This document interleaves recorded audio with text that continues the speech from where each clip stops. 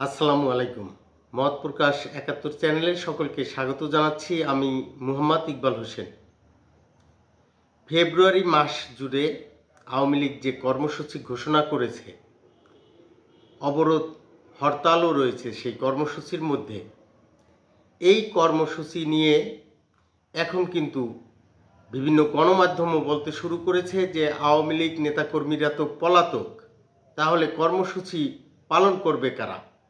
আবার আওয়ামী লীগ পলাতকই নয়, শুধু যারা দেশে রয়েছে তারাও কিন্তু এক প্রকার আত্মগোপনে থাকছেন, আর সমর্থক যারা রয়েছেন তারা চুপ করে রয়েছেন। তাহলে এই কর্মসূচি পালন করবে কে? এটি একটি প্রশ্ন থেকেই যায়।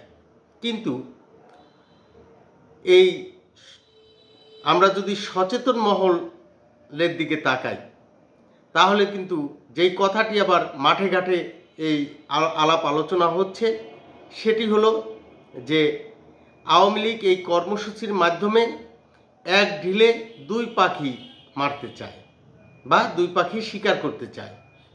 কিভাবে? প্রথমত, এই ফেব্রুয়ারিতে কর্মসূচি নিয়ে আওয়ামী লীগ যদি রাজপথে নামে, তাহলে বৈষম্য বিরোধী ছাত্র আন্দোলনের তারা বাধা দিতে পারে, সরকারের পক্ষ থেকেও বাধা দিতে পারে, বা আরও কোনো মহল থেকেও বাধা আসতে পারে। এখন এই বাধা আসলেই কিন্তু বহির্বিশ্বে প্রমাণ হয়ে যাবে যে বাংলাদেশে গণতান্ত্রিক কোনো যে পলিসি সেটি নেই। বাংলাদেশে গণতন্ত্র এখন অবরুদ্ধ। তো বাংলাদেশকে গণতন্ত্রের পথে নিতে সকল রাজনৈতিক দলকে এই নির্বাচনমুখী করতে তখন কিন্তু বহির্বিশ্বের চাপ চলে আসবে, এমনটি কিন্তু ধারণা করা হচ্ছে। এই গেল আওয়ামী লীগের এক ঢিলে প্রথম পাখি শিকারের গল্প। দ্বিতীয় পাখি শিকারটি হলো আওয়ামী লীগের যেই নেতা যাকেই ফোন দেখ, আমরা কিন্তু বাহাউদ্দিন নাসিমের কথায় যেটি বুঝেছি যে আওয়ামী লীগের যুগ্ম সাধারণ সম্পাদক তিনি কিন্তু বলেছেন যে সকল শ্রেণী পেশার মানুষের সাথে যারা সংগঠনে রয়েছে তাদের সাথে কিন্তু আওয়ামী লীগের এই নেতৃবৃন্দের কথা আলাপ আলোচনা চলছে। তো সেই ক্ষেত্রে যারা এই আলাপ আলোচনায় অংশ নিচ্ছে সকলেই কিন্তু আশ্বাস দিচ্ছে যে নেত্রী ডাক দিলেই আমরা মাঠে নামব, আওয়ামী লীগ ডাক দিলেই আমরা মাঠে নামব, আওয়ামী লীগ ডাক দিলেই মাঠে নামবে। এই যে প্রতিশ্রুতিগুলো, সেটি কি আসলেই সঠিক, নাকি সেটির ভিতরেও কোনো অন্য কোনো নাটক রয়েছে, বা সেটি কি বলার জন্যই কি বলা?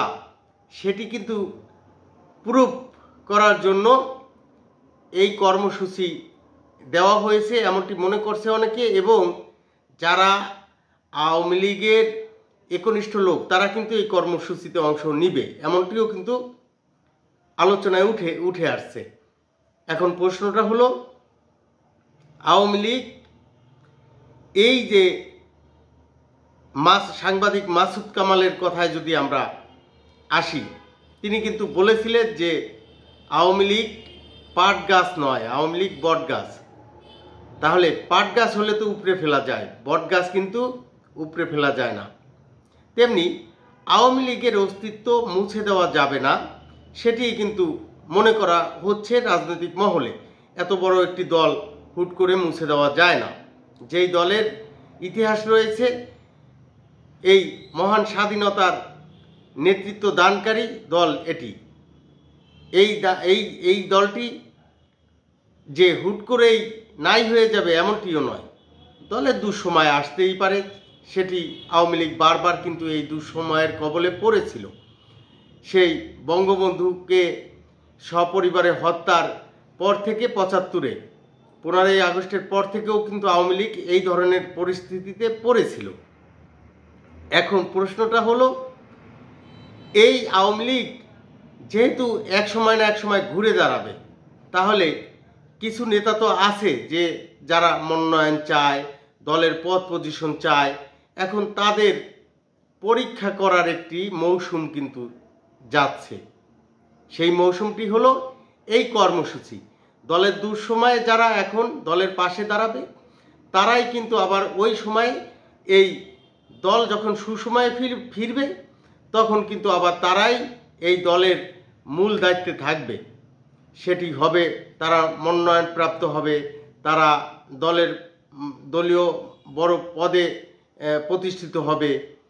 এখন যারা এই যে পরীক্ষা চলছে, এই পরীক্ষায় যারা ফেল করবে, তারা আওয়ামী লীগে থাকতে পারবে, কিন্তু তাদের অবস্থান এখন যারা ত্যাগ স্বীকার করবে তাদের থেকে নিচে আসবে। এমনটি কিন্তু দলের একাধিক সূত্র থেকেই কিন্তু এই তৃণমূল পর্যায়ের যারা রয়েছে তারা কিন্তু এমন আলোচনা করছে। এখন এই যে আওয়ামী লীগের এক ঢিলে দুই পাখি শিকারের যে বিষয়, সেটি কিন্তু এই ফেব্রুয়ারিতে আওয়ামী লীগ যে কর্মসূচিগুলো দিয়েছে, মাস জুড়ে কর্মসূচি দিয়েছে, সেই হরতাল অবরোধও রয়েছে তার ভিতরে। এখন প্রথমত এই বহির্বিশ্বকে জানান দেওয়া যে দেশে গণতন্ত্র নেই, বাংলাদেশে গণতন্ত্র নেই, গণতন্ত্র উদ্ধার করা প্রয়োজন। আর দ্বিতীয় মেসেজটি হলো দলীয় নেতাকর্মীদেরকে পরীক্ষা করার কৌশল এটি।